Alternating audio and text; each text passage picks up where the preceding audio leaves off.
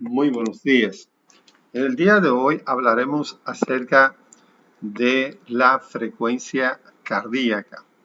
Vamos a ver cuáles son diferentes métodos para poder calcular la frecuencia cardíaca en un electrocardiograma. Para eso, primero debo mencionar cuáles son las características de un ritmo sinusal. Hay diferentes características de un ritmo sinusal. Primero vamos a comenzar con onda P. La onda P debe ser negativa en AVR y debe ser, en AVR, debe ser negativa esa onda y tiene que ser positiva en derivaciones D2 y en algunos libros mencionan D1 y D2. O sea, el primer criterio, vamos a verlo aquí, podemos ver un electrocardiograma. Aquí podemos observar la onda P, que es positiva, ¿no? Esa es la derivación D1. Una onda P positiva en D1 y D2, tomamos en cuenta eso, ¿ok? Y debe ser negativa en AVR. Aquí podemos ver la onda P negativa, o sea, va hacia abajo, en AVR. Ese es el primer criterio de ritmo sinusal. Segundo criterio dice, toda la onda P debe ir seguido de un complejo QRS. O sea, si usted tiene aquí la onda P, luego tiene que venir QRS. No podemos tener la onda P por delante de QRS ni dentro de QRS. Siempre primero va la onda P y luego QRS. Q, R y S. Ese es el segundo criterio. El tercer criterio, intervalo PP tiene que ser constante. O sea, la distancia entre una onda P y otra onda P, si vamos a tener aquí la onda P, esa es la otra onda P, esa distancia tiene que ser igual que la distancia entre una P y otra P de otro latido. Entonces, la PP, ese es PP, la distancia entre una onda P y otra onda P entre los latidos, tienen que ser iguales. Otro criterio, intervalo PR debe ser constante y menos de 0.20 para que no haya un bloqueo. Por ejemplo, en este caso, podemos ver, esa es la distancia entre comienzo de la onda P hasta comienzo de la onda Q. Entonces, en este caso, podemos decir esa distancia llamado PR, recuerden que a eso nosotros llamamos intervalo PR, tienen que ser iguales aquí, por ejemplo, y tienen que ser iguales aquí. O sea, tiene que ser PR en todos los latidos, tiene que ser igual. Y la frecuencia, que es también importante mencionar, debe estar entre 60 y 100. Esos son los criterios para hablar sobre ritmo sinusal. Ahora, recordando, si la frecuencia cardíaca está por encima de 100 latidos por minuto, a eso nosotros llamamos la taquicardia sinusal. Y si está por debajo de 60 latidos por minuto, lo llamamos bradicardia sinusal. El ritmo es sinusal, pero estamos en la presencia de una taquicardia y una bradicardia sinusal. Ahora bien, vamos a ver cómo podemos medir la frecuencia cardíaca. Hay diferentes métodos para medir la frecuencia cardíaca. Yo lo voy a mencionar algunos de ellos. El primer método que lo voy a mencionar aquí, el método número 1, ese método se llama método de 1500. ¿En qué consiste el método de 1500? Nosotros dividimos el número fijo, que es 1500, entre número de cuadros pequeños que existe entre R y R. O sea, vamos a ir hacia electrocardiograma. Buscamos una onda R, esa es una onda R, buscamos otra onda R y contamos todos los cuadros pequeños que existen entre R y R. Recuerdan, aquí tenemos un cuadro grande, dos cuadros grandes, tres cuadros grandes, ahí hay cuatro cuadros grandes. Recuerdan que los cuadros grandes están formados por 5 cuadros pequeños. O sea, tenemos 1, 2, 3, 4 y 5. Entonces, podemos decir que un cuadro grande tiene 5 cuadros pequeños. Entonces, si abrimos un poco, podemos ver que aquí tengo 5 cuadros pequeños, 5 cuadros pequeños, 5 más y 5 más. En total, ¿cuántos cuadros tenemos? Tenemos más o menos 20 cuadros pequeños. Entonces ponemos en la fórmula, decimos 1500, lo dividimos entre 20 cuadros pequeños. Si buscamos la calculadora, podemos hacer el cálculo. Vamos a ver el cálculo. Tenemos 1500, lo dividimos entre 20 y me da ¿cuánto? 65. Ese número es 65. ¿Qué quiere decir 65? 65 latidos por minuto. Entonces, por ese método, dividiendo 1500 entre los números de cuadros pequeños, entre una R y otra R, lo puedo calcular la frecuencia cardíaca. Hay otro método. Vamos con el método número 2. El método número 2 es un poco diferente, pero tiene el mismo principio. En este método nosotros calculamos el tiempo entre una R y otra R. El tiempo que transcurre entre una R y otra R. Y dividimos 60 entre el tiempo entre R y R. Vamos a ver en qué consiste. R. Entonces, vamos a buscar el tiempo que hay entre una R y otra R. Podemos buscar cualquier R, o sea, no importa cuál R. Vamos a buscar entre esas dos. Entonces, vamos a ver qué tiempo transcurre entre esas dos R.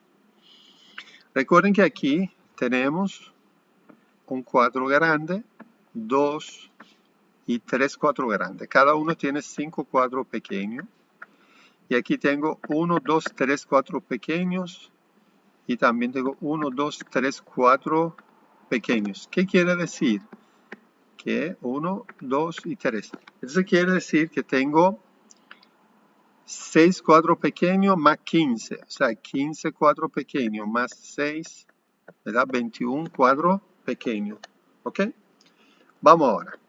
Tengo 21 cuadros pequeños. Recuerden, cada cuadro pequeño tiene 0.04 ¿qué? Segundo. Se multiplico 21 por 0.04 segundos. Voy con mi calculadora mágica y me dice 21 por 0.040 vamos a ponerlo 0.04 segundos y me da 0.84. Ahora, entonces aquí puedo poner 60, lo divido entre 0.84 que segundo. Entonces, vamos a tener aquí 60 dividido entre 0.84 y me da ¿cuánto? 71 latidos por minuto. 71 latidos por minuto. Ven que el cálculo que me dio aquí es un poco diferente que el cálculo que me dio acá, pero más o menos son muy cercanas. Aunque en ocasiones son cálculos exactos, pero puede haber una diferencia de 1 o 2 latidos.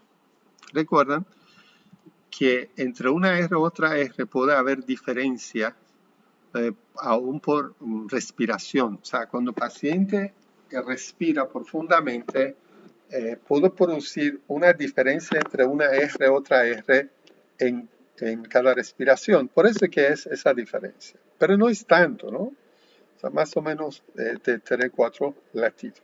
Ahora bien, vamos ahora con otro método. Vamos con otro método, que es el método llamado método de Dubin. El método de Dubin, ¿en qué consiste? Buscamos el electrocardiograma, que queremos medir la frecuencia cardíaca, y buscamos una R que coincida con una línea gruesa. Recuerden que todas esas líneas que están aquí son líneas gruesas, y todo lo que están en el medio son líneas finas. Entonces, o sea, los extremos de cuadros grandes, como este y este, son líneas gruesas. Entonces buscamos una R que coincide con una línea gruesa aquí, cualquiera, no importa. Por ejemplo, esa R coincide con una línea gruesa. ¿Ok?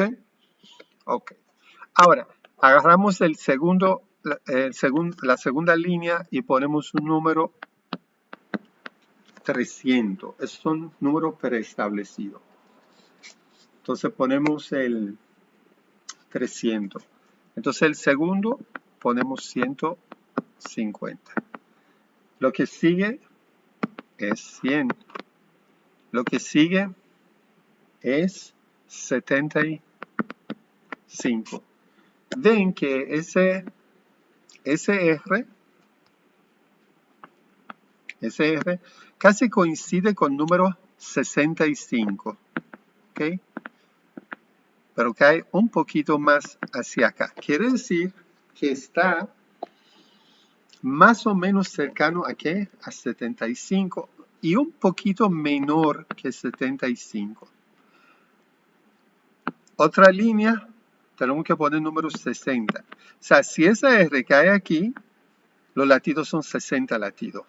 Pero cayó entre 75 y 60, pero muy cercano a 75. Pero podemos decir más o menos es 74 latidos por minuto. Es una forma para calcular la frecuencia cardíaca según Dubin. Ese es el método, otro método, el número 3. Ahora, son métodos fáciles de recordar. Voy a explicar otra vez aquí 1500 entre número de cuadros pequeños entre una R y otra R. Otro método, 60 dividido entre tiempo transcurrido entre una R y otra R. Y otro método, vamos a suponer es el 1, 2 y 3. Ese es el método de Dubin, que tenemos que saber que la primera línea gruesa después de R lo ponemos número 300, después viene 150 después viene 100, luego 75, luego 60, luego 50. ¿Ok? Ahora, ¿qué sucede si yo tengo un electrocardiograma que tiene un ritmo irregular?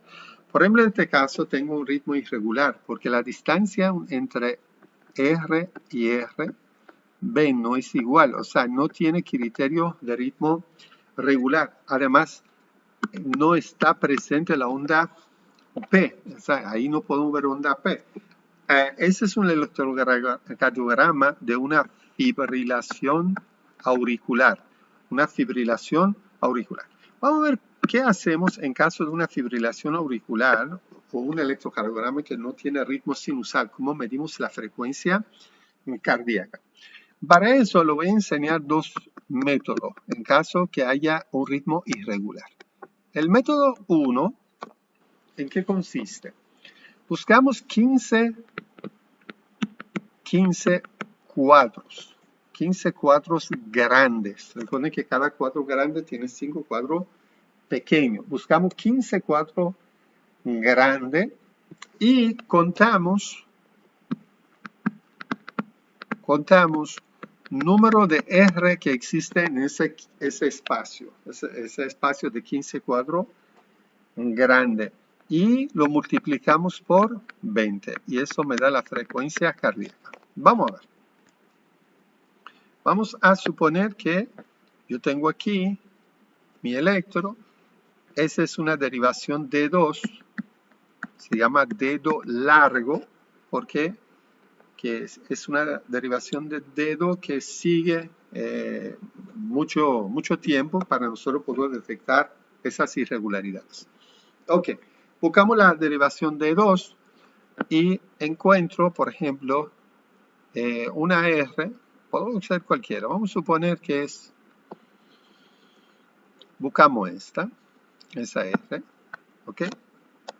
Ahora voy contando en cuadros grandes. Aquí tengo 1, 2, 3, 4, 5, 6, 7, 8, 9, 10, 11, 12, 13, 14, 15 cuadros, ¿ok? Entonces ahí termina y comienza.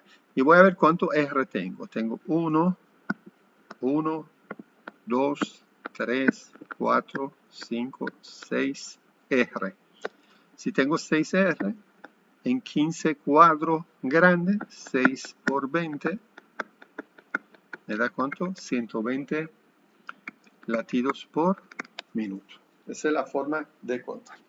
Otra manera es, en caso que sea un ritmo irregular, contamos, en vez de 15 cuadros grandes, podemos contar 30 cuadros grandes. Y el número que me da, o sea, contamos número de R y ahora lo multiplicamos, número de R, en vez de 20, multiplicamos por 10 y esa es la frecuencia cardíaca. Es lo mismo. O sea, en vez de contar, vamos a hacerlo aquí. ¿Cómo lo hacemos? Vamos a suponer aquí, esa es la primera R. Contamos 1, 2, 3, 4, 5, 6, 7, 8, 9, 10, 11, 12, 13, 14, 15, 16, 17, 18, 19, 20. O sea, terminamos aquí. Comenzamos aquí. Vamos, ¿cuánto es, Rey? 1, 2, 3, 4, 5, 6, 7 y 8. ¿Ok? Me dio 8. Lo puedo multiplicar 8 por 10. Entonces, ¿cuánto me da? 80. ¿Ven que el primero me dio cuánto? 120, ¿no? Y cuando hice el otro cálculo, me dio cuánto? 80. Quiere decir que es un poco difícil calcular la frecuencia en otro caso que tiene un ritmo irregular. Pero la forma de calcular es de esa manera. Más o menos se pueden hacer los cálculos. Muchas gracias por su Atención.